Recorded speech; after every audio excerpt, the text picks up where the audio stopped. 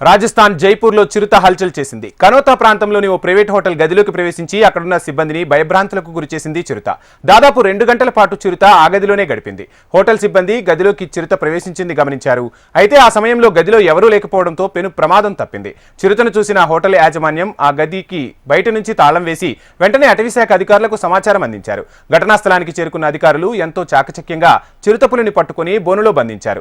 అనంతరం సమీపంలోని అటవీ ప్రాంతంలో వదిలిపెట్టారు. కాగా చిరుత గదిలో ఉన్న దృశ్యాలను అక్కడే ఉన్న సిబ్బంది తమ ఫోన్లలో బంధించి సోషల్ మీడియాలో పోస్ట్ చేయగా ప్రస్తుతం ఆ వీడియోలు నెట్టింటా వైరల్ అవుతున్నాయి.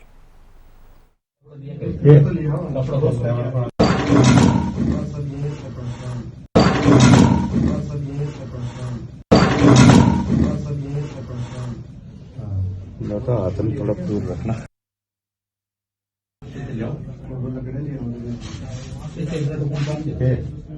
कपड़ा दिया